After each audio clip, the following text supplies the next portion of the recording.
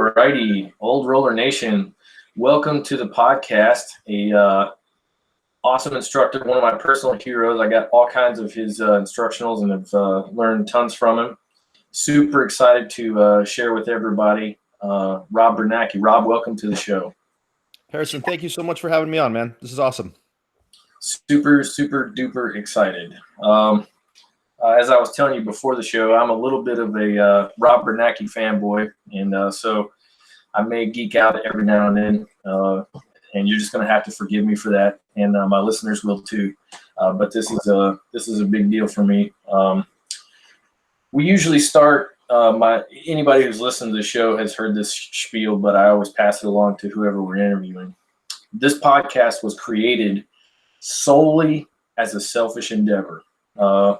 I want to listen to and learn from coaches, physical therapists, nutritionists, people who can help me to extend both my longevity and my dangerosity, which is a word we Kentucky folk are allowed to come up with, on the mat with my partners. I'm coming up on my 40th birthday, and I would like to roll dangerously into my 65th birthday party, such that if somebody who's 22 is, on the mat that day, when the last bell rings for the last round, they're trying to avoid eye contact because they don't want to, deal with what I'm bringing.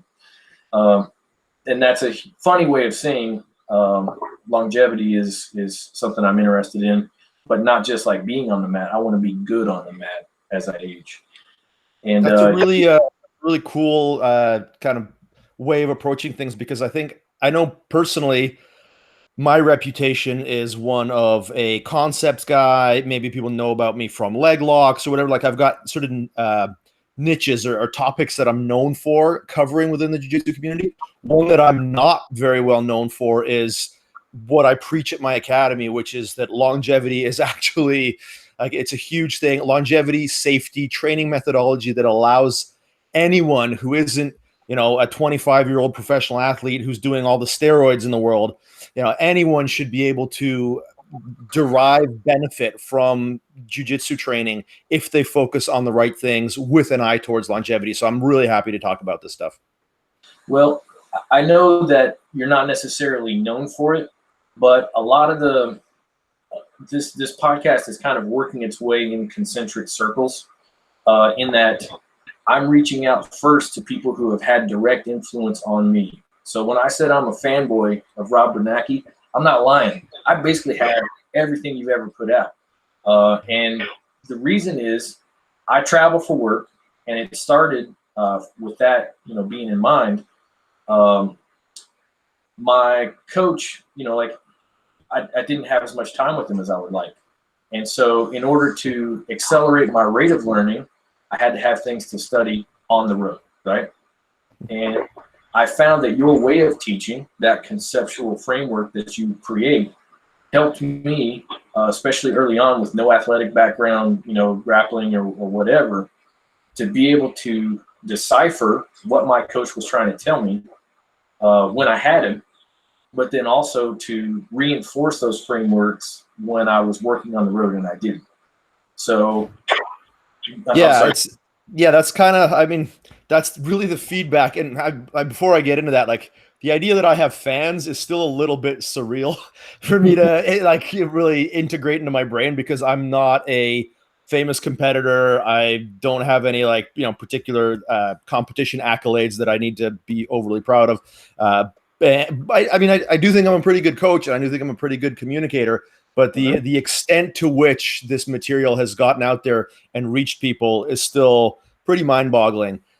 So yeah, it's really cool to talk to anybody who's really derived any benefit from my work. So I'm always happy to do it. But yeah, that's been the primary feedback that I've received, is people who, even if you have a good coach, even if you've got a good training environment and you're still learning, I don't want to try to throw anybody under the bus, but I would say that the majority of jiu-jitsu schools have pretty suboptimal pedagogy. Like, even guys who are pretty good at teaching, they have not put a tremendous amount of time and effort into figuring out how to best teach jiu-jitsu. They're just kind of repeating whatever they picked up along the way. And so, especially if you're a little bit cerebrally inclined, if you're not super athletic, if you're not genetically gifted, like, some people just learn really quickly, really easily. Most people don't. And the methods that we use tend to really resonate for people in terms of giving them a roadmap for understanding even the stuff that like they already know. You might know a technique, you might be pretty good at a technique, but you don't know why it failed. Even if you got it 9 out of 10 times, why did it not work that one time? Maybe it's something that only works for you 2 out of 10 times. You don't know why. And so like creating a deeper understanding of the why of jiu-jitsu is kind of what most people really appreciate about my work. Well, kind of going back to that, when you said like you're still sort of grappling with, the idea of having some fame, it is my intention to make you as uncomfortable as humanly possible.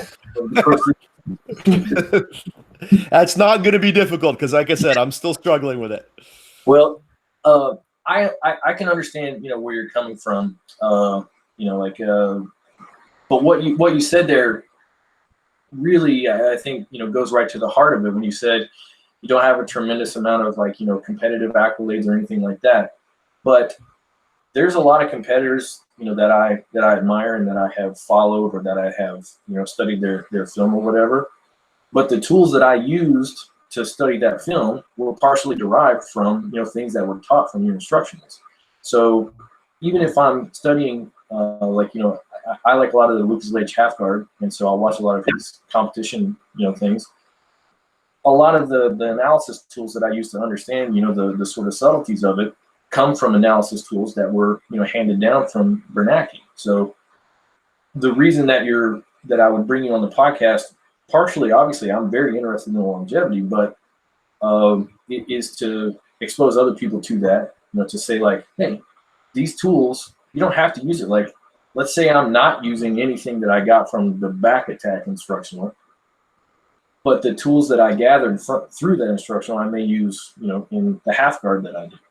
So yeah, that's a really important point because how I developed my game, if you could even say that I have like a game, is just by modeling the best guys, right? Like I obviously recently haven't been able to do as much traveling, but I especially around the time when I got my black belt, and certainly for several years after that, was very actively traveling and trying to learn from the best guys, and so I utilize the conceptual grounding that I've both inherited from others and tried to develop myself. I use that conceptual grounding to try to better understand what the best guys are doing. Sometimes I'm able to do that just by observation. Sometimes you have to just go train with them, right? Like there are things that aside from like, for instance, the leg lock stuff where I had to go train with Eddie Cummings to really fully understand it. The best example I can give is the leg drag.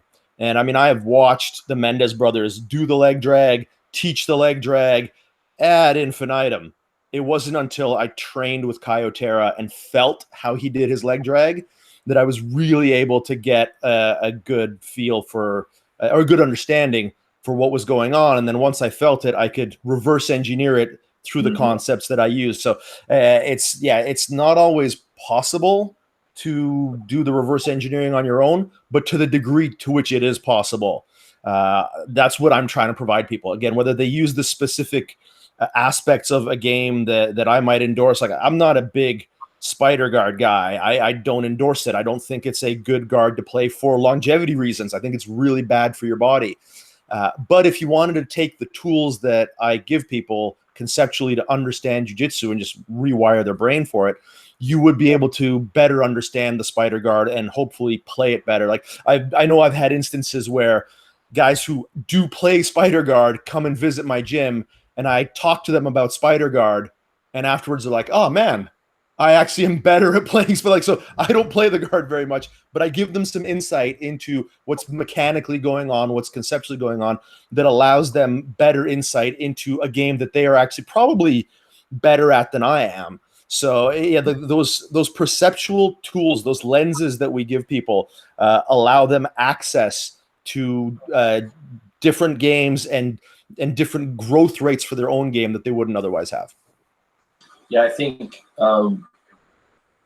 I personally can attest to that, and I think I already have. But I also have friends, that we kind of share, like what we're working on or whatever, and both I'll hear keywords and I'll know like, okay, so he's been following Rob a little bit, because we'll suddenly have a unified language, about something, and it even sort of speeds up the connective tissue between us. Like when I can pass something along to him, or he can pass something along to me within like a sensible language. We don't have to decide what the terms mean, so to speak. Yeah, that's another thing that I tried really hard to develop early on, is like a really extensive and accurate, as accurate as possible, just terminology, a jargon. That's something that jiu-jitsu, because of there are great things about jiu-jitsu being so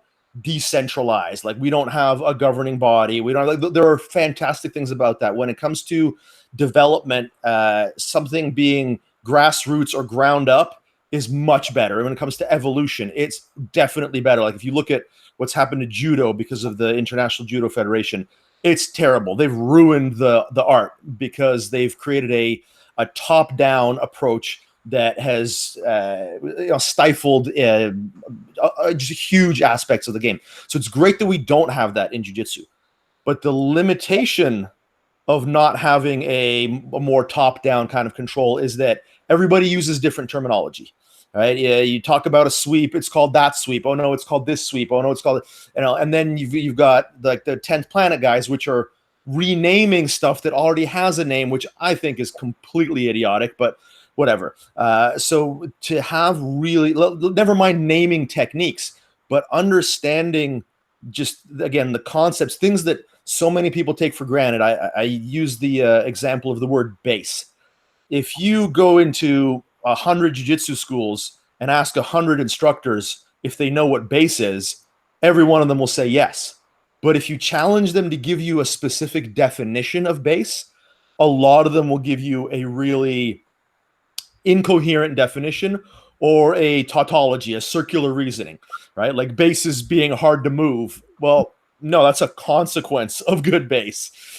So by giving really precise definitions, and having those definitions be very much like physics-based, biomechanics-based, we give people a common language, a taxonomy that they can utilize to both to communicate, and again, like the more accurately you're able to describe something, the more vividly you're able to picture it in your brain, the better your brain actually works at understanding it. So it is really a method of improving understanding. I think that's really, to me, something.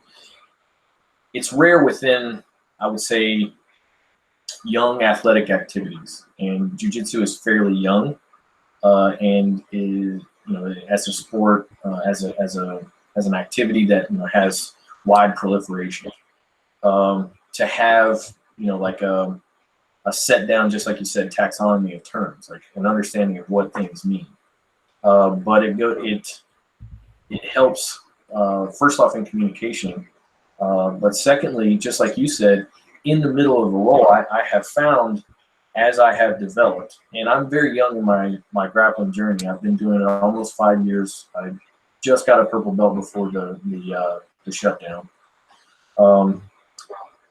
The farther I go, the more I'm able to analyze on the fly, the more I'm able to say, this isn't working because, while I'm acting. So in the beginning, something didn't work. Then I may or may not know how to fix that later, but it didn't work. Later, as it was not working, I could say, this isn't working, maybe I can move on to something else. And now I'm coming to more of a place where I can say, this isn't working, this is probably why. If I adjust here, or if I make this change in my hip angle, maybe this will work, or maybe I got to move on. So the terminology there, and the way of thinking, almost like a graph, where I can say base or posture or structure or alignment are out of whack. If I get them back into whack, all of a sudden, my tools are aimed at you, and your tools aren't aimed at me, and I start being more successful. Go ahead. Yeah, exactly. I mean, the term that we use for that is, we call it an adaptable problem-solving algorithm. So what we want to give people is the ability to understand what's going on, self-diagnose, all that sort of stuff. And it's like you said, if you don't really understand the physics, the biomechanics behind what's going on, it's really hard to have that. It like you said, some people who are really young and really athletic, they just intuitively get it. Their bodies just understand jiu-jitsu, and it pretty much bypasses their brains. But for the rest of us, we need to go through the process of it going into our brain in a way that makes sense to us before it can go into our body in a way that becomes automatic. The end goal is the same. I should say this, like what I'm not trying to get people to believe, because it's not true, is that to be a good grappler, you have to be thinking in live like roles of like base, posture, structure, frames and levers and all that. That's definitely not what we're aiming for, because that would slow you down. What we're going for is like if the stages of expertise. It's like unconscious incompetence, then conscious incompetence, then conscious competence. We're aiming for unconscious competence. You want to be able to move without thinking about it. But to get to the point where you can, you have to be able to think about it. You have to be able to think about it properly. So what we're trying to do is give people the best tool for getting to conscious competence before you get to unconscious competence. And that's what I believe this conceptual system is. So let's talk a little bit about the origins of it, because I haven't seen a whole lot of sort of analytically driven coaching. There's a very famous coach who always wears rash guards and has an accent. Who's known for it as well. But I think that's fairly rare in general. What was the impetus to you to go from, what we consider maybe the standard model of this is a technique, this is how we do it, here's another technique, here's how you do it. At some point, you're going to figure out how to put all this together. Your body's just going to come to that unconscious competence on its own. What was the spark that led you to create this framework? Well, I mean, for me, it was being exposed to the work of Ryan Hall as a guy who is pretty like, I'm a nerd. I'm cerebrally inclined. I'm socially awkward. I definitely did not feel like in the first, let's say, 7 or 8 years of my jiu-jitsu training that I had coaching that really spoke to those things. Maybe in fractions in certain elements, yes, but as an overall approach, I never really found anything that spoke my language, especially as a guy who really loved science. Like when I read books, not that I have time so much. I mean, I guess I do now, but like, as a business owner, especially when I opened Island Top Team, I stopped having any time to read books. But when I was before that, when I had more time, I was a voracious reader. I didn't read novels. I read nonfiction science books, right? So that's my language. And having that exposure to Ryan Hall's work and hearing the terms that I was familiar with from having a rudimentary understanding of physics or engineering or anything like that, that was the first time somebody spoke in my language. Being exposed to, there's a really old school instructional by Damien Maya. It's called Science of Jiu-Jitsu. That was another really informative kind of origin to the approach that I was trying to generate. And then I was faced with a situation where I was going from having done a bunch of MMA training to pretty much just training in the gi and trying to get my black belt and trying to optimize my own training. So I pretty much took the basic kind of like the idea of base posture and structure and having that be the cornerstone of everything, and then trying to flesh that out and create the idea of alignment. That's what really that's the main inspiration. That's that I got from Ryan Hall. And then just going through a lot of there's a lot of information out there on like pedagogy and on like teaching and like what is the best way to convey information, especially sports related information. How do you take someone from having no ability within a given physical activity and maximize their ability within a physical activity? So the first part of it was creating the understanding of what is the conceptual framework? What is the theory of jiu-jitsu? What makes it work? So once I had that, which again was largely cobbled together from Ryan Hall and a little bit of Damian Maya, and then just some just basic physics and biomechanics, and creating that template. And then the second part of it was just how do we maximize, how do I learn all of these different gi techniques as a no gi guy, all of a sudden picking up the gi and trying to figure out how to do all this stuff. There are thousands of gi techniques. How do I learn them as quickly as possible? It's not through memorization. It's through creating these categories. And then how do I develop the physical ability once I understand these categories? Well, that came through games. So the fuck your jiu-jitsu stuff that we utilize. The idea behind fuck your jiu-jitsu is you have to make it a game, but when you start, the term game is really vague, right? Like the Gracie Torrance guys, Henry and Huron, they're always talking about keeping it playful.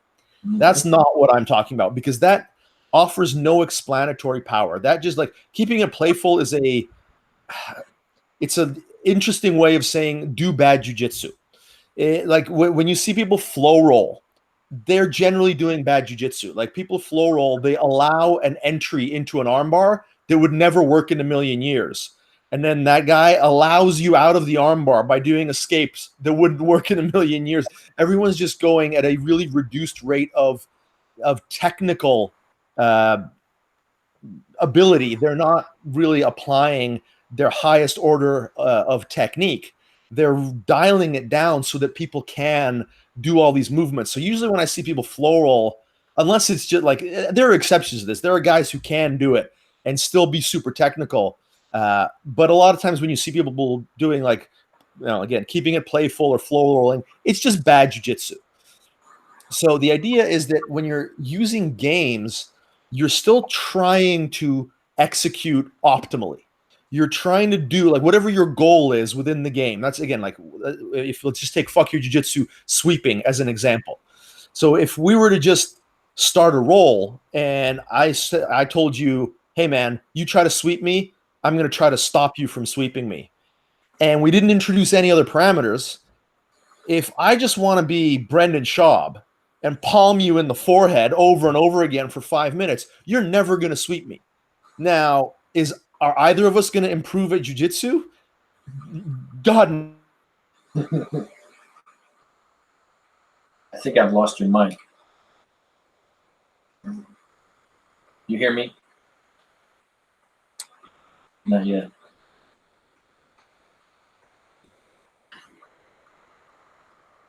Yeah, so those listening on without video, we redo this or publish it.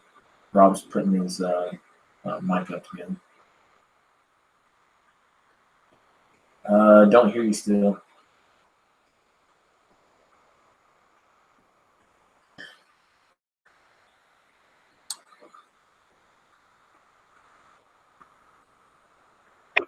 There, you got something. Yeah. There you go. Okay, where did you lose me? Lost you when we were talking about performing optimally. So so your jiu-jitsu, you're still trying to achieve things.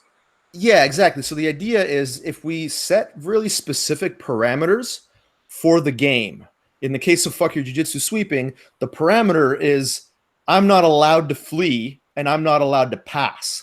I have to allow you to get me into whatever type of guard you want, and then you're going to try to sweep me. But after that, I'm trying to not let you sweep me.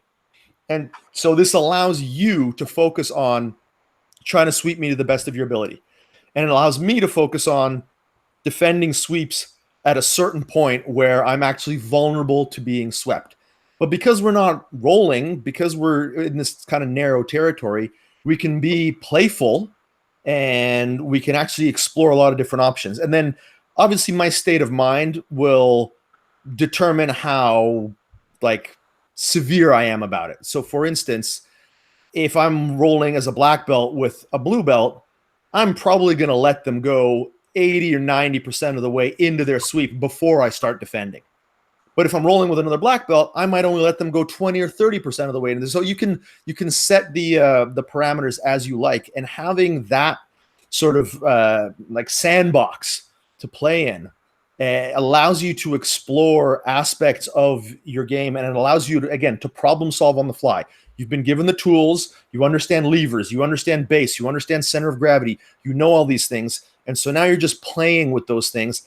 And that's actually how human beings learn best, is by playing. There's if you look at the, like if you want to, I mean, there's certainly a lot to be critical about evolutionary psychology and evolutionary explanations for everything. But if you look at the purely evolutionary explanation, play is extremely energy intensive. It's not something that, like, if it was only frivolous, if playing was only frivolous, human beings wouldn't do it. There would have been, and it would have been evolutionarily written out. There is a huge purpose to play, and that purpose, sorry, is that play allows us to learn in a way that we can't without playing. And so that was kind of the remaining aspect of our pedagogy, of our system, is create methods of play and extremely targeted exercises that allow people to take the winning and losing out of it, take the, Abu Dhabi night kind of approach out of rolling, and just let people go and have fun with it.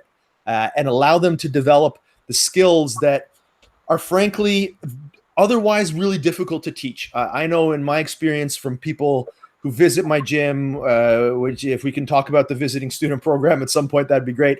But like, I get visitors to my gym from all over the world, and most of them who weren't previously exposed to my work and don't have access to the fuck your jiu-jitsu methodology of training, they all exhibit, regardless of how like long they've trained, whether they're blue belts or they're brown belts or they're black belts, unless they happen to be elite competitors themselves or they train with elite competitors, they compete frequently.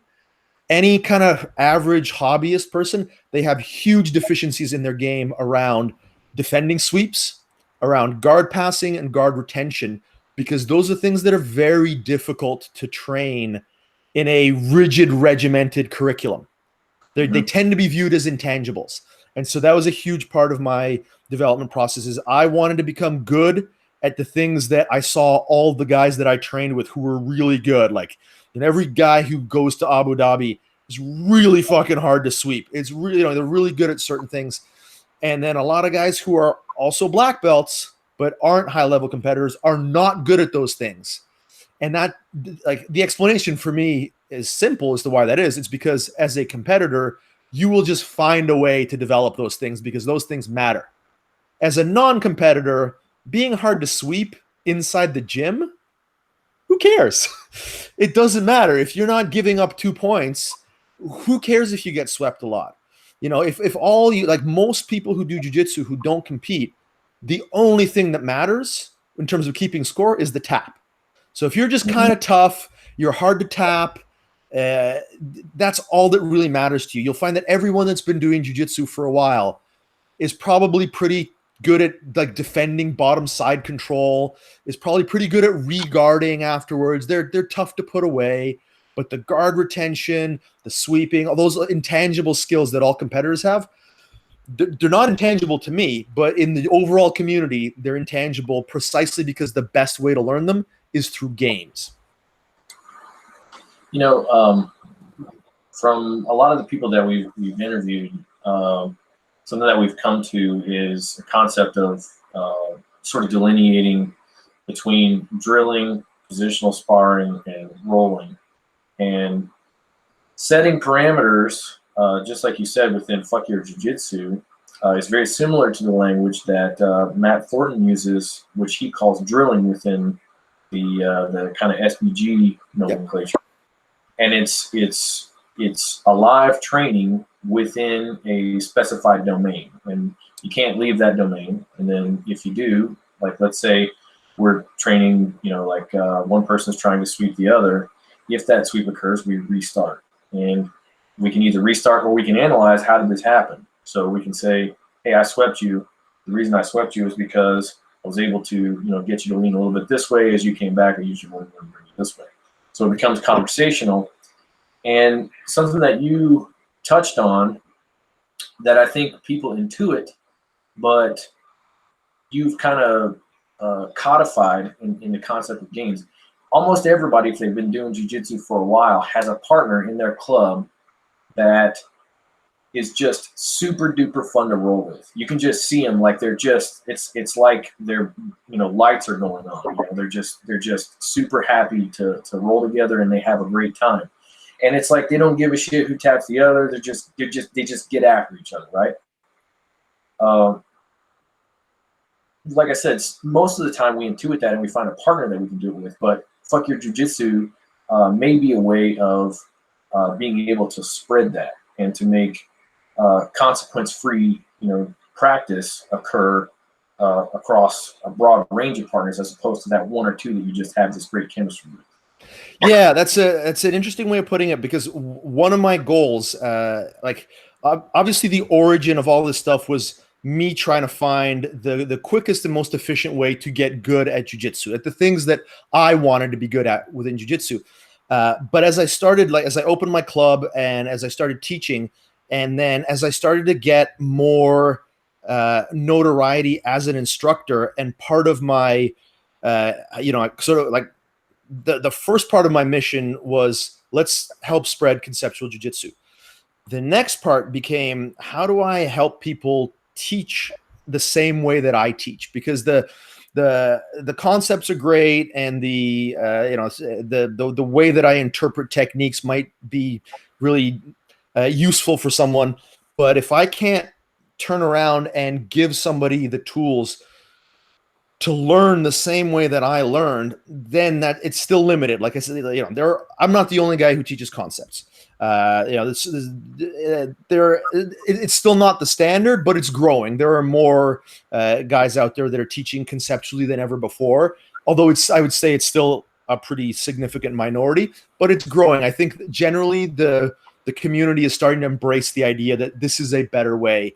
The same way people are starting to embrace the idea that situational rolling or specific rounds, all of those are better ways to train than just do 5 random techniques and then roll. Like, we're getting there. That stuff is it's on the march. But a huge part of being able to learn well and quickly is that safe environment of, like you said, like it's your favorite training partner, and you guys can just go at it, and you're not going to hurt each other because you have each other's best interest at heart. You can play. You're not too worried about the result. You're taking, like, it's competitive, but it's not negatively competitive. It's competitive in a way that fuels growth rather than inhibiting a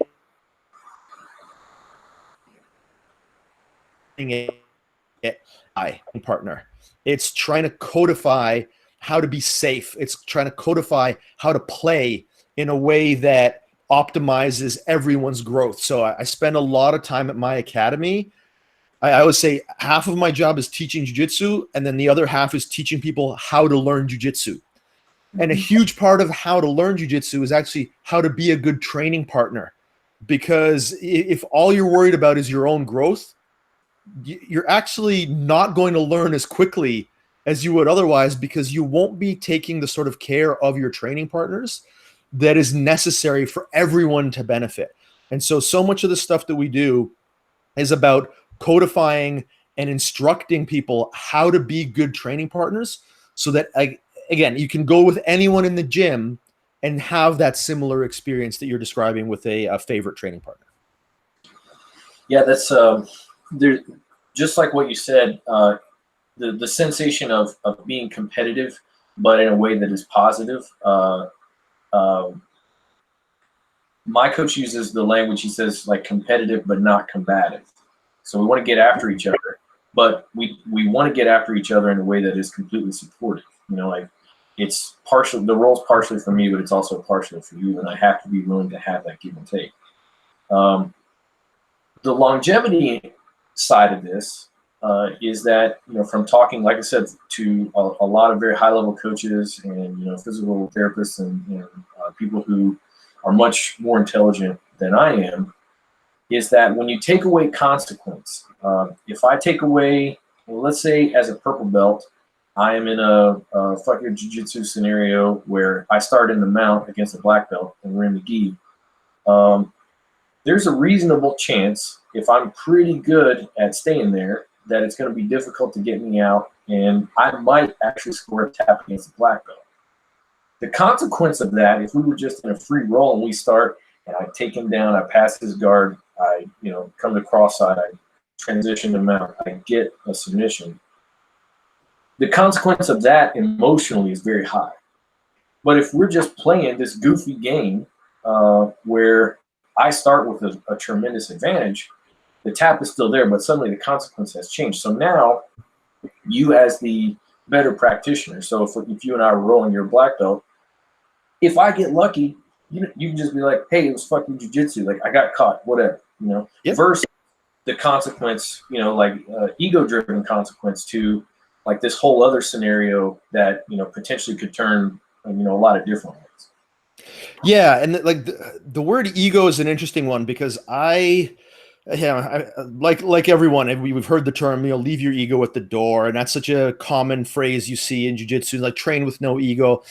As a bit of a pedantic asshole, the term ego it offers very little explanatory power because it's not a good technical term, right? Like the notion of id, ego, and superego have been kind of debunked psychologically, but the common understanding of the word ego is still probably like it's accurate enough that if you use the term ego to describe having a personal investment in the outcome, which is kind of how people understand it, and you say leave your ego at the door, I actually don't think that's a very beneficial way of going about it because it's really difficult to be motivated if you don't have any investment in the outcome.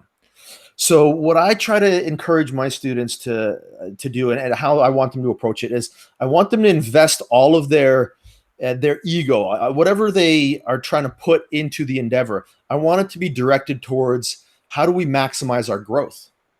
And that basically solves the problem. If you put your ego into being a good student and a good training partner, then there are no issues anymore. Because if we're all trying to elevate each other, the fact that a purple belt taps a black belt, that's supposed to happen. One of the biggest, I don't want to get off on like a tangent about belts, because like they're necessary to a certain degree. They're not to another degree. Like you can make arguments for, you can make arguments against, but as far as like the way that too many people understand belts is they think that they're mystical, is they think that there's a hard rule, like, a purple belt should never tap a black belt. That's just idiotic. There are relative skill sets across belt levels. And the way that I try to explain to people is that, for instance, if you were to take because I'm a tennis nerd. Do you follow tennis at all? Do you know anything about it? I followed it in the 90s when we had Andre Agassi, just because I thought he was super cool. There you go. So if you were to take a guy who's like a tennis pro at your local club, he's 40 years old. He's been playing tennis for 25 years. He teaches tennis, and he knows a lot about tennis. He knows backhand, forehand, all these different things.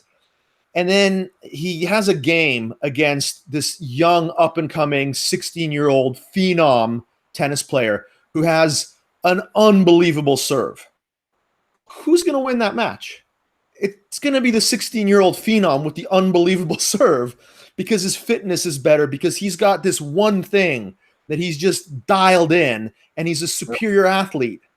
Nobody in the tennis community is going to be like, oh, look at that fucking loser. That tennis pro sucks. Let's take his job. But in the jiu-jitsu community, if some like hot shot purple belt taps a black belt, oh my God. Now, people who really understand jiu-jitsu, they don't think that's a big deal. But the uninformed, the average kind of, because of the misunderstanding about belts that comes from traditional martial arts, and the kind of like the bullshit hierarchy of just because you're a higher rank means that you're better, and nobody questions higher ranks and all that kind of stuff. That's not real, right? That we, as a community, we're getting a little bit more clued into the fact that any kid who wins worlds at blue belt is going to tap most black belts, because most black belts aren't professional athletes. They're not competing at that level. And let's be honest, and we can debate the meaning of the word most, but most black belts probably shouldn't be black belts. When I say most, I mean, 51%. Like, I've rolled with a lot of black belts that are just, they showed up a couple times a week and eventually someone put a black belt on them. Those guys probably shouldn't be black belts. I think that people like that should probably top out at purple belt, because, like, realistically, I think black belt is PhD. Black belt is, enough about jiu-jitsu to teach really well most people. If you just have a good closed guard and you've been showing up since 2001, I don't think you should be a black belt. But that's my personal belief, and a lot of people disagree, and that's a debate I'm totally willing to have. But I think people are cluing into the idea that somebody who's like super skilled in a narrow area of jiu-jitsu can be a purple belt, and they're going to tap a lot of black belts, and that's less of a big deal. But for a lot of people, they just don't get it. They don't understand that. So I think it's a really important distinction to make about the, like, relative skill level and relative athleticism in our community. I wish more people were a little bit hip to that. I have to agree with you, because I think obviously the belts themselves are ambiguous. It's basically like, what is your instructor's standard? There's no codified, like, these are the things that you must be able to complete against a live opponent, and then there's no, like, what is your competition rank, or competition rating, or whatever.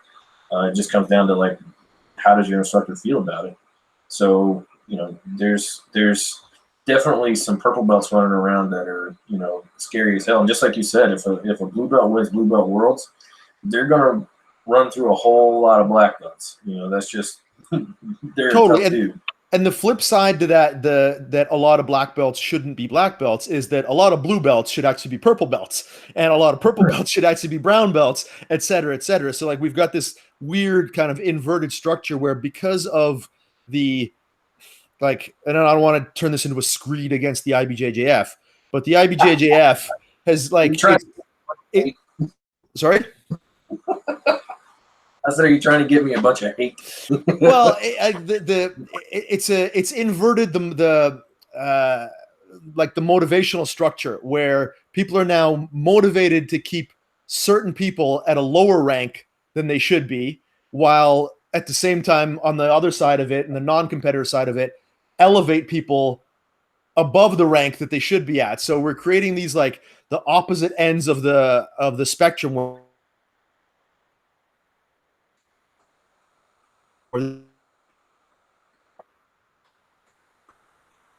there are a bunch of guys who are overranked. So anyway.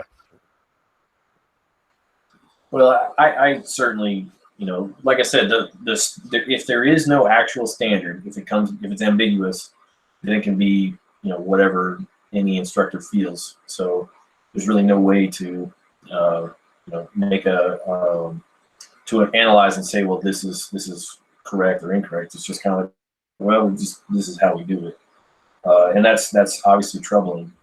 But to kind of circle back to the concept of we're going to use playfulness for now. Yep. And longevity. In terms of longevity, let's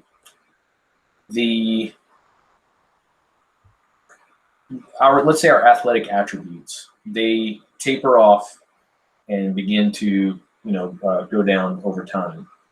But our technical aptitude doesn't seem to do that until we reach, like, basically dementia.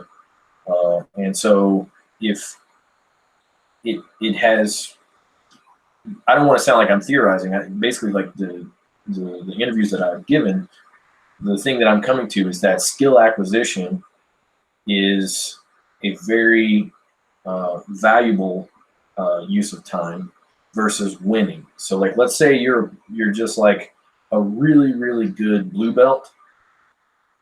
You would almost be better served, as I've come to learn, by being less good of a blue belt and spending more time acquiring skill versus demonstrating skill. I totally, yes. Okay. Sorry? Can you hear me? Yeah, I think your mic clicked in and clicked back out, but I Okay. got you now. Yeah, that's a really excellent point, because I have, over my sort of teaching career, I have noticed this phenomenon where you get these guys who are so invested in winning in the gym, and blue belt is where you see it. When like they get their blue belt, they're pretty good as blue belts, and they really invest in winning.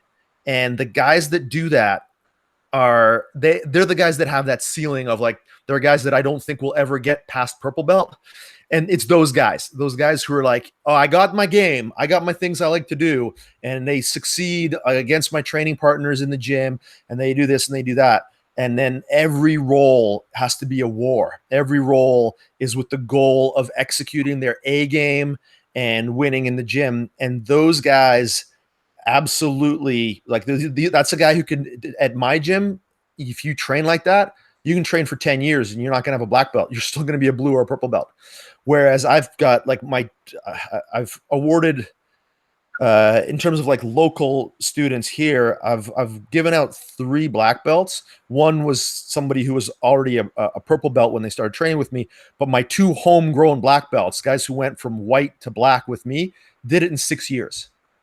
And that's what I believe, with the right approach, with investing in developing a game. It's like you said, you want to, like, the most efficient way to get better is to focus on getting better and not focus on maximizing wins in training. And the guys who come in with that attitude, as long as you're just a little bit athletic and you come to class regularly, I think anyone within that category should be able to reach black belt level in 5 or 6 years. And if you're dedicated, I think it's less than that. Like if you're athletic and you come to class, I think it should be doable in probably 3, 4, maximum 5 years, but probably about 4 years. I think that's absolutely doable.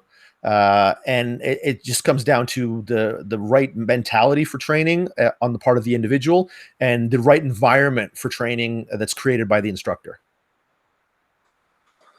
That's a fascinating point, and I'm glad that we kind of got to that part, because I think it's very fascinating to me that the 2 things that I'm most interested in with this podcast, which are dangerosity, which basically means skill, and longevity.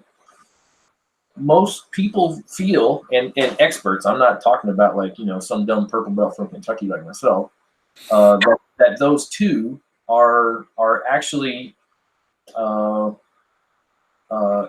together. They grow from the same, they spring from the same well. And so I kind of wanted to talk, to get you to talk, actually. Sorry to say it that way. I'm fanboying, so to get your thoughts on that in terms of, like, you've run through some students from white to black. You yourself have obviously gone from white to black, but what have you seen that is the accelerator, like the thing that once a student flips a few of these switches, or checks a few of these boxes, they just take off in that hockey stick arc from. Yeah, that's well, I mean, the main one is being dedicated to progress over all else. So the guys that I have, and like, just to clarify, my 2 black belts, Cal and Rory, most people who are familiar with my work have seen Rory. He's the tall blonde guy who's like my partner in the BJJ Concepts. He was also on the leg lock formula instructional. So like, most people who are kind of familiar with my work have seen Rory.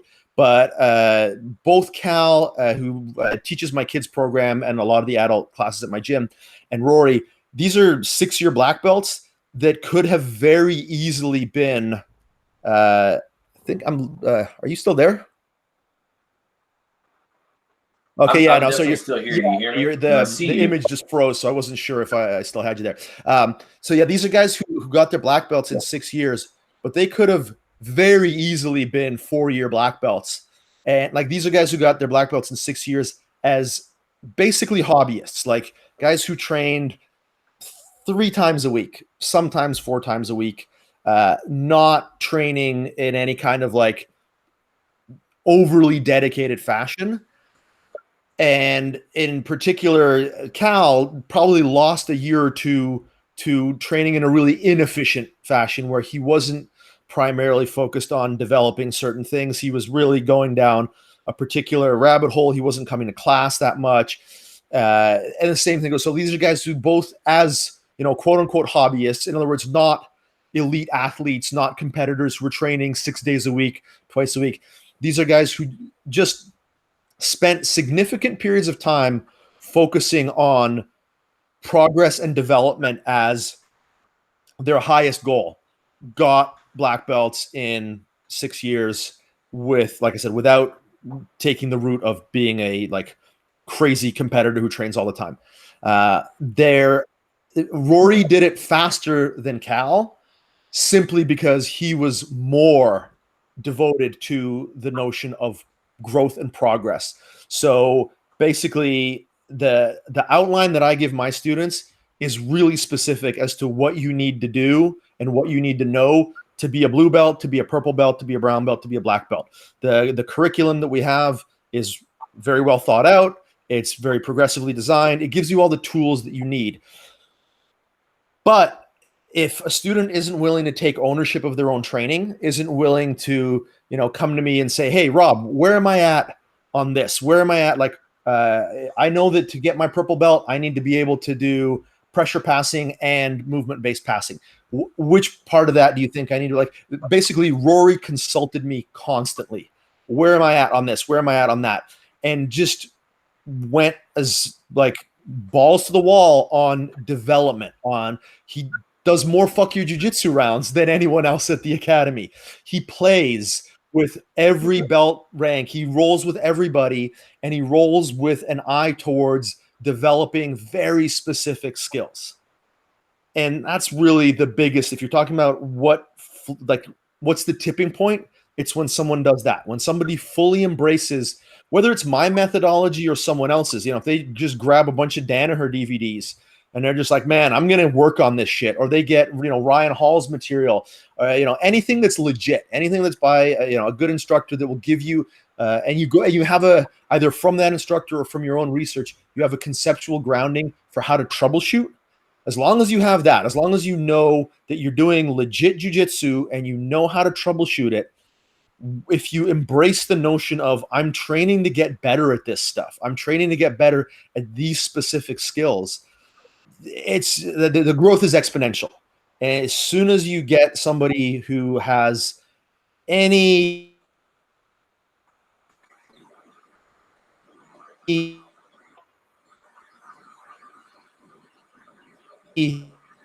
like decelerate, it actually slows unless you're going to compete. If you're going to compete, that's another huge accelerator, because if you actually want to win in competition, you worry about winning in competition. You worry less about winning in training. So you're going to have your days where you're doing hard rounds to do like competition prep, training camp, and that's all fine and good, and that's totally necessary. But when you're not doing those rounds, you're like, man, why did that guy sweep me in that second match? Or well, how come I didn't score points when I had that guy in that position? You're going to go back, you're going to troubleshoot, you're going to figure it out. And so whatever the motivation is to circle back to that exploratory, why didn't this work? How can I fix it? And what's the best training method for taking a skill that I want and really internalizing it, and then following that training method? Whatever your motivation is for getting there, if you pursue those things, that's just the biggest growth factor. And then the flip side of that is, as you mentioned, longevity, which is when you approach the training that way, how careful are you? There's two ways you can go about it. If you're injury prone or just, normal, you got to be careful. If you're on steroids or are a genetic freak who recovers quickly from injuries, then you don't have to be careful. And that's why you see so many guys in the competitive sphere who are, one, they're constantly injured. Two, they have a genetic predisposition to being able to train through injuries, or they have a chemical assistance for training, past injuries. So for those of us that aren't just genetically super gifted, we don't have adamantium tendons and all that kind of stuff. And for those of us who aren't going to invest in a chemistry regimen that allows us to keep training no matter what, we have to be very careful about how we train. And if we train intelligently and we don't worry about going too hard, and we modulate our output, we modulate our volume, then that's the flip side to it, is that it forces you to be more intelligent. Not being superhuman forces you to maximize your training time for best results. So those are the two things. Like the first thing, most important, is definitely training with an eye towards progress and growth, and just don't give a shit about winning or losing. And then maximizing the just the general safety of your training, and looking after your body and your training partner's bodies is the other major accelerator. You know, two things that you said there that stuck with me. The first was, looking to optimize your training for getting better. And there's a book called The Art of Learning by Josh Waitzkin. Yeah, I love that book. And one of the things that he says is, like, start with the end in mind. Yep. And in this case, the end is not, I get to tap my buddy Rob today. That's not my end. Like, today doesn't matter that much. In 10 years, I want to be, really, really tough to handle. That's a different end. And so if you start with that in mind, then your way of getting that end is much different than how can I tap Rob today.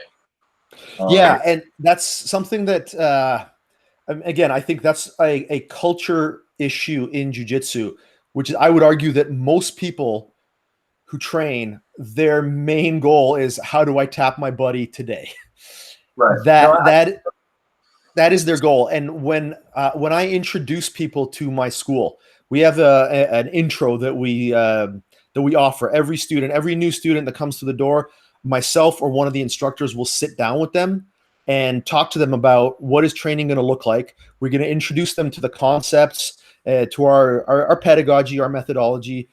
But the other thing we introduce them to is the idea of appropriate training mentality and goal setting with an eye towards longevity. So every student at the beginning gets told, if you come in here with the goal of tapping people, for one, your first 6 months to probably 2 years are going to suck so bad. You're going to have no fun because you're going to be getting tapped a lot. Unless you're a 200-pound former rugby player and you're rolling with 140-pound, like non-athletes, yeah, then maybe you can impose as a beginner.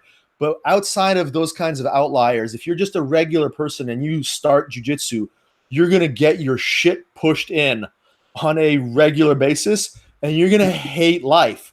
Whereas if you come in here with the mentality that there are incremental goals along the way that will serve you much better than the immediate goal of trying to tap someone. If you train with the goal of recognizing those intermediate steps, then every day that you leave class, you will have achieved your goals. And when you leave class having achieved your goals, you feel better, which means you go to class more, which means you get better. It's just it's a I want to say vicious circle, but it's a virtuous circle.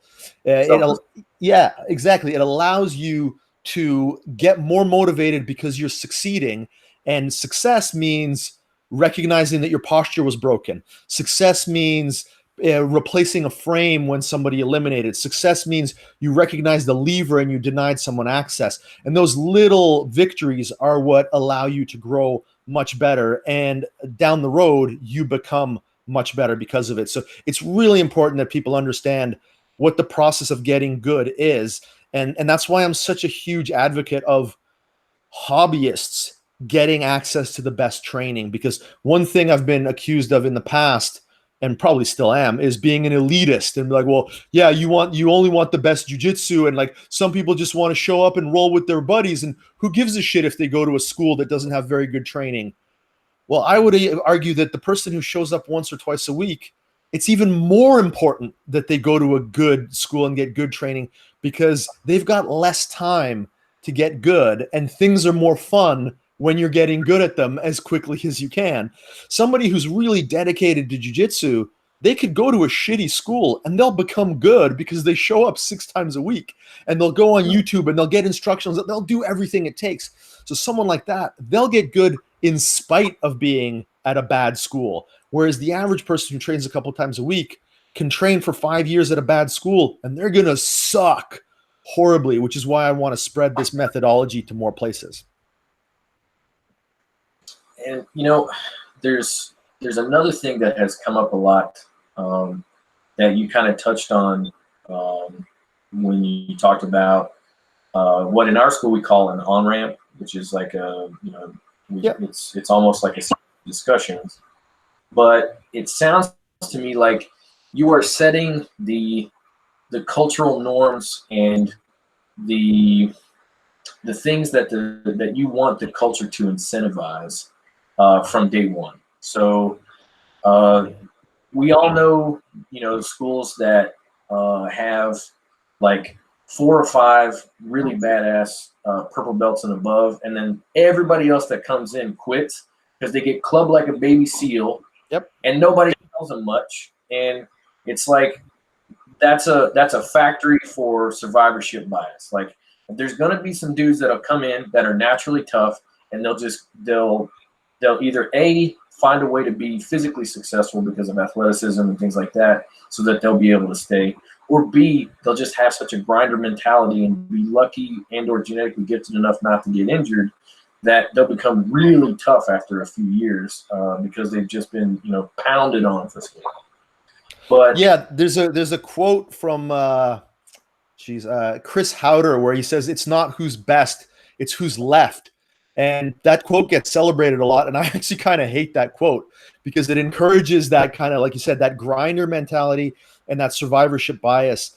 And I don't disagree that you need to be able to grind and get through a certain amount of difficulty to be successful at anything in life. But if we're taking a hobby and we're trying to make people good at it, and we're making the beginnings of that as miserable as possible, like, this ain't the Navy SEALs. You know, like, it's a yuppie pastime that we're doing, and like trying to make it something that it's not, I don't think is really beneficial. And not only that, if you look at if we want to create the best practitioners, the methodology for doing that should be, let's have as big a pool as we possibly can while maintaining realistic standards. Like, I'm not for the the Gracie Torrance method where you just don't let people roll until they're blue belts. That's a false methodology. But I don't think we should try to make it such a old school grind that you're getting rid of so many people, that could potentially become really excellent practitioners if you gave them a let's just call it best practice. It's not good to grind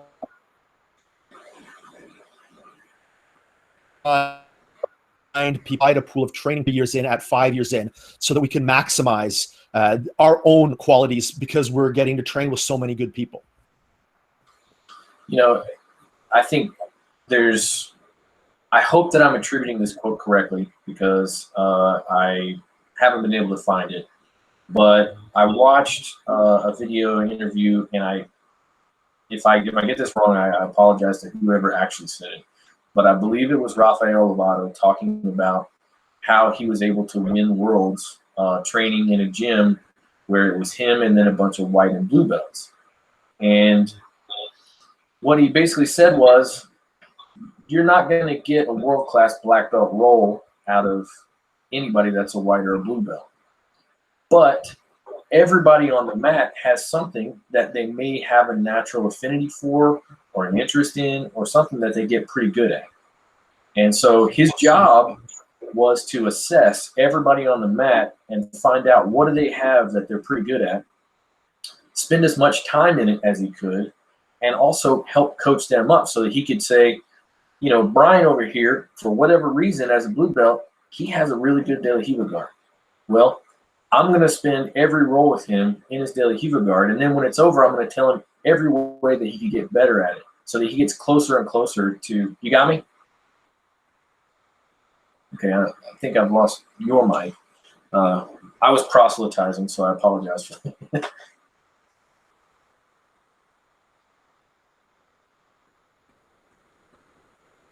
Give it just a minute.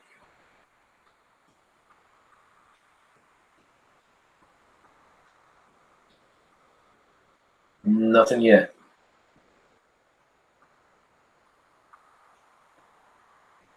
We'll wait on Rob to fix this technical difficulty, and we'll come back.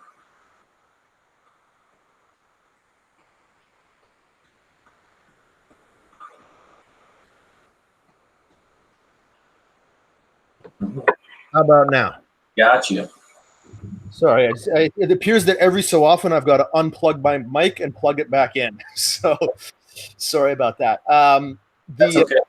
The thing that you were saying, I actually, it's actually quite possible that Lovato said the same thing, but this sounds eerily familiar to an interview I saw with Hodger Gracie. Well, and there is another who, similar situation, he started his gym right before his run of like 9 straight world championships or whatever. Yeah, So, and he basically said the same thing, is that he would take individuals at his gym and train them up in whatever specific, whether it was De La Hiva or Spider, whatever. And I actually had the good fortune to see that interview or read that interview or whatever right before I opened my gym, because I opened my gym in a small town on an island in British Columbia, Canada, where there were no good grapplers. And I was like, man, I just got my black belt. How am I going to continue to grow as a grappler in a town where no one knows how to grapple? And I just was super dedicated, both just internally motivated, but also based on that interview. It's like, man, if I just really focus on being as good as I can be at supporting my students in a general level of jiu-jitsu, but also feeding their specific interests and maximizing their growth at whatever they choose to focus on. And so that really helped set the tone that, like, we have a baseline of understanding fundamental concepts and movements that everyone needs to have. But as far as encouraging people to pursue their interests, like what people notice when they train with me and then they train with my students, is that there are certain things that everyone at my gym does, but as far as like their actual games, there are there are no two guys that are alike. Like the closest thing to a clone of me is Rory, because we're the same body type and we have very similar temperament, mentality. But Cal, my other black belt, rolls totally different than me. Matt Kwan, who's another black belt of mine, rolls totally different than me. Some of my purple belts, they roll very differently than I do. So no two grapplers should have the same eventual expression of their game, because it should be an individual expression. And if you foster that individual expression as an instructor, you're going to have access to much better training partners. Yeah, going kind of back to that point of, there's a cliche that, like a rising tide lifts all ships. Yeah. When you're investing in your partners around you, you're creating accidentally these, what we'll call high-level training stimuli that only that person could produce. Like, I'm not the most athletic. I'm never gonna have, like a really. I love Hoffman Mendez passing, but I'm sort of okayish, every now and then at it. So I'm not going to be able to produce that. But with my body type, I'm sort of, naturally inclined toward pressure passing.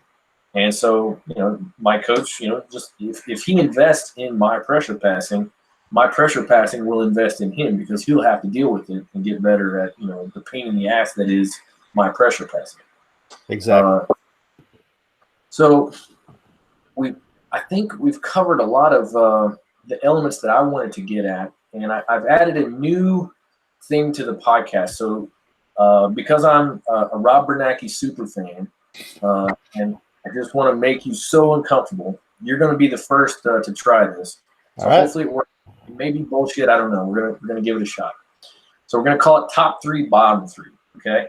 So 3 things that you have done either in your personal training or that you have seen others do, and then taken from them. You could be your students or others that have really increased your ability either in terms of your ability to stay on the mat or your abilities when you're on the mat. And then 3 things that you wish you hadn't done or that you didn't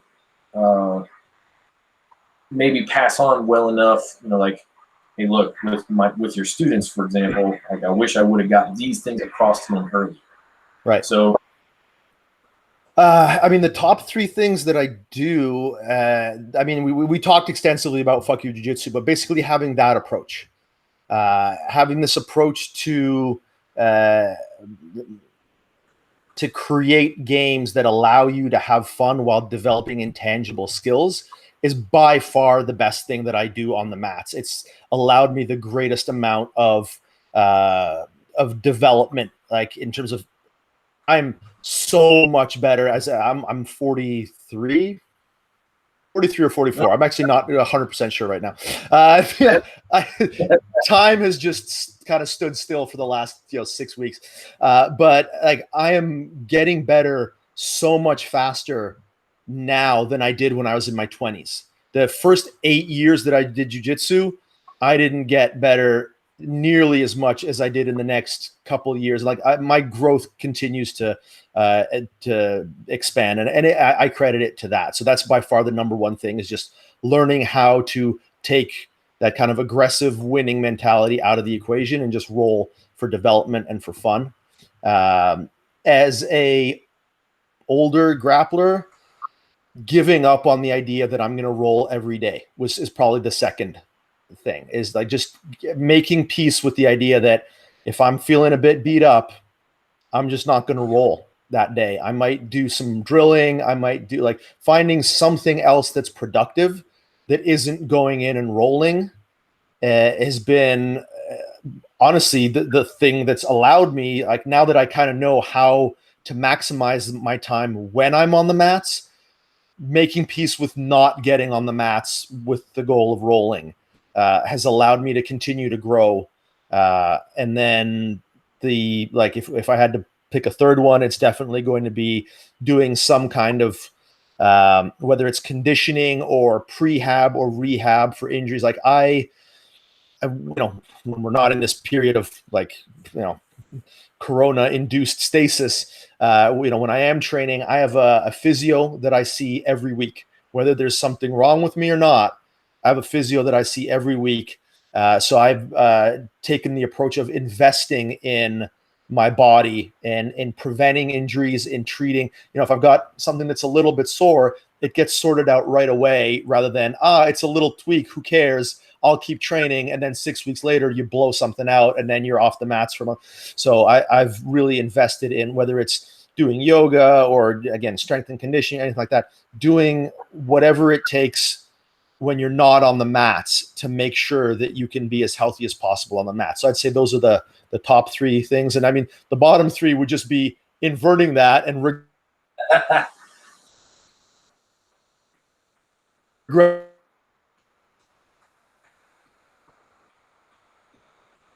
to 10 years that I was doing jiu-jitsu, and I was just doing hard rolling all the time, hard sparring. I was training for MMA, so I was doing hard sparring, hard rolling, just not really listening to my body, not taking care of it properly. I was a technique chaser. So that was the other thing, is not understanding that the way to get good at jiu-jitsu is to understand jiu-jitsu and maximize your ability to, like, control your own alignment, break your opponent's alignment, and not worry about chasing the latest fad technique or like learning more and more moves. That was a big blind alley. I literally wasted years doing that. So that would be the other thing. And as far as my students, if I have like a regret, and this is as a coach, as an instructor, and more so as a business owner, it took me too long to recognize that not everyone who comes to class is coming to learn and maximize their potential to the best of their ability. A lot of people who come to jiu-jitsu are doing it as an entirely social endeavor, and they don't want you, they literally don't want you to correct them. Was fortunate enough to have a few students who quit, who were honest with me about why they quit, and they quit because they felt like I was picking on them. And their version of me picking on them is me saying, stop, don't do that technique. You're doing it wrong. Do it this way. And so literally me doing my job is what caused them to quit.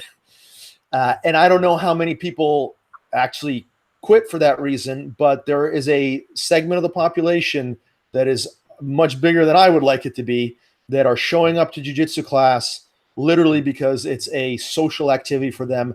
They don't care about getting as good as they can. And so if I had that insight earlier on and I had a little bit more ability to recognize that, now I'm still not great at it because I'm not I don't have high social aptitude, but I'm better than I used to be at it. And so the people who are just there to show up and have a good time and they don't care about getting the best instruction possible, I just leave them alone.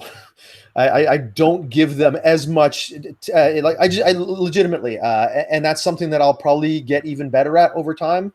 And it's just something that I've kind of made peace with. So if I have a regret, it's not figuring that out sooner. And when I did figure it out, I was probably resistant to it for too long.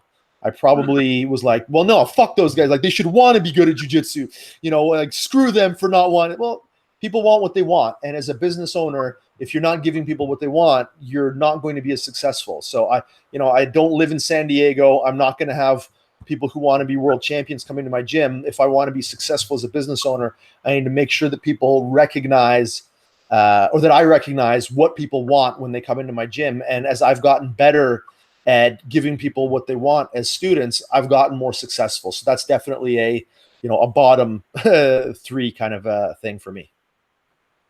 That was such an awesome description, and I'll pass an anecdote from my own past. In the early years of my time as a pilot, I was a flight instructor. As many pilots are, you have to build hours, and I was a very passionate teacher. Loved passing on like the marvel that is learning to fly. And I had this student who they were effectively being paid by their father, who wanted them to be a pilot, to come down and be in school, and they weren't motivated at all. And I was just like racking my brain, like trying to find ways to get this person to just buy in, just show up and like, let me do my job, let me pass this magic on to you. And so I talked to my boss about it because, like, I've never had a student that I had a problem with ever. And now I can't get anything across to this person. I'm like, I don't get it. And so he took me to like this person's training folder, and it was like this thick.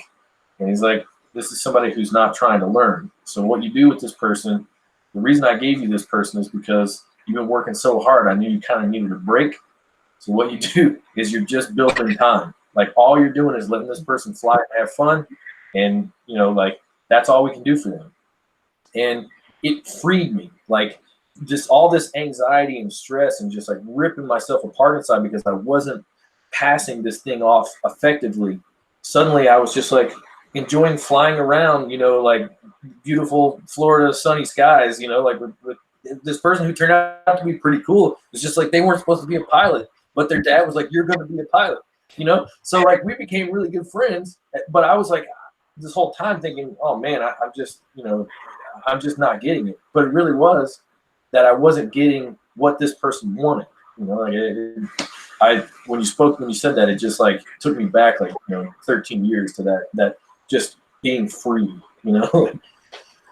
Yeah, totally. And like I said, it's that is, I mean, if I had figured that out right off the bat, I mean, honestly, my school would probably be twice as big right now as it is. So it's definitely an expensive lesson. So I think this was just like, first off, thank you for your time, your insights, your expertise. That's on my personal journey, but also for the podcast, like for being willing to come on. So even if you weren't willing to come on, I still would say thank you, because you've already, I'm a lot better at this thing that I love doing because of your teaching. So I'm hoping that you're incredibly uncomfortable right now, and that you But No, I really appreciate the as much as I'm still getting used to it, the idea that people are that I've never met, or at least not met in person, across the world are actually benefiting from work that I've done, that I've put out there is extremely gratifying. It doesn't make me feel uncomfortable, other than just like trying to wrap my brain around it. Like when I go to a tournament and people come up to me and like, "Hey, are you Rob Biernacki?" I'm like, yeah, I am. And it's weird to experience it, but it's not weird in a negative way, at all. Like yeah, anybody, like if you, anybody in the jiu-jitsu community, if you ever see me at a tournament, or I mean, hell, I've even been approached at this point, like walking down the street, which is really weird because like I expect people to maybe recognize me at a tournament, but when you're like, I was walking down the street in Vegas and the Fremont Street experience one time, and a bunch of guys came up to me and they're like, "Are you Rob?" And they pulled out their phones and they had the BJJ Formula apps on their phones, and so that was like wild. yeah. But it's always really positive. So like I get a lot of gratification, and it feels awesome when people express that something that I've done has contributed to their life in a positive fashion. So anybody, anywhere, you see me at a tournament, like obviously if I'm coaching and I'm yelling, I'm screaming at one of my students, probably not the time. But if I'm just kind of hanging out, please come by, say hi. Pictures are great, stories are great. I will invite you to my gym to come train, to take advantage of our visiting student program. So yeah, like I'm not uncomfortable in that way at all.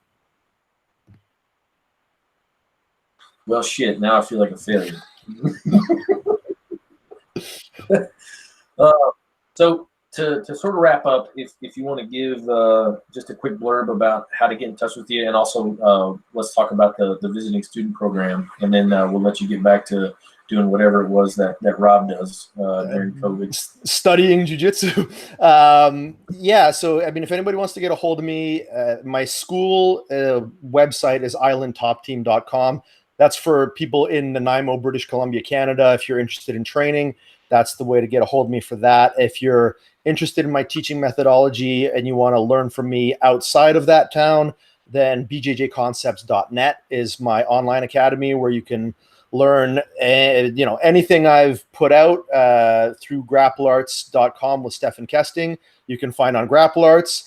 And anything that I put out other than that is on my website. We've got over 1,500 videos at this point, not just jiu-jitsu techniques and concepts, but a complete section for instructors, for school owners, for aspiring instructors, anybody who wants to learn more about how to convey jiu-jitsu and how to run a successful gym. I've been extremely fortunate in terms of like how successful my gym has been without using any of the like sleazy used car salesman, like Gracie Baja predatory kind of practices.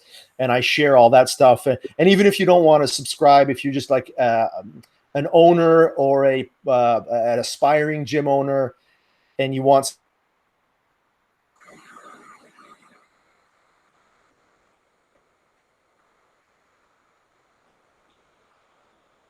some help on and all that kind of bullshit, to give my advice, I've been doing that for a while. I did a podcast with BJJ Mental Models where we talked about this, and I gave out my information. I get an email, at least before COVID, I was getting a couple of emails a week and just answering questions for people. So yeah, you can reach me through bjjconcepts.net through the contact page there. If you want to follow me on Instagram at Island Top Team, BJJ Concepts also has an Instagram. So like I'm pretty easy to get a hold of. The visiting student program is normally something that is operating throughout the year. We get people, anybody from any academy can come and stay at my place. I have a 3-bedroom home. 2 of those bedrooms are reserved for visiting students.